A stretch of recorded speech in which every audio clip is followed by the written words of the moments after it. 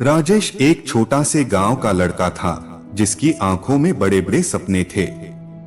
उसके माता पिता किसान थे और उन्होंने राजेश को हमेशा सिखाया कि मेहनत का कोई विकल्प नहीं होता। गांव की सीमित सुविधाओं के बावजूद राजेश ने अपनी पढ़ाई पूरी करने का निश्चय किया और शहर की एक बड़ी यूनिवर्सिटी में दाखिला ले लिया। शहर में पहली बार कदम रखते ही राजेश को हर तरफ चुनौतियां ही चुनौतियां दिखाई दी। उसका गांव में पढ़ने का तरीका शहर के छात्रों से बिल्कुल अलग था। उन्हें पहले से ही काफी ज्ञान और संसाधन उपलब्ध थे, जबकि राजेश को संघर्ष करना पड़ रहा था। एक दिन जब उसकी पढ़ाई की कठिनाइयां अपनी चरम सीमा पर थीं, राजेश ने हार मानने की सोची। वह अपने माता पिता से बात करने के लिए गांव चला गया। जब वह घर पहुंचा, उसने देखा कि उसके पिता, जो अब बूढ़े हो चुके थे, खेत में लगातार काम कर रहे थे।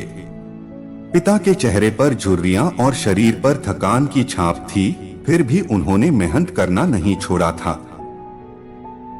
राजेश ने पिता से पूछा, पापा, आप इतने सालों से इतनी मेहनत कर रहे हैं, आपको थकान नहीं होती? कभी रुकने का मन नहीं करता? पिता मुस्कुराए और बोले, बेटा, जिंदगी बहुत बड़ी है।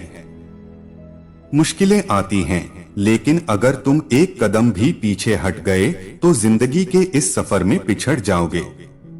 हर बार जब तुम्हें लगे कि अब हार मान लो, तब यह सोचना कि अभी तो सफर बाकी है। जो लोग रास्ते में ही हार मान लेते हैं, वे मंजिल तक कभी नहीं पहुंच पाते।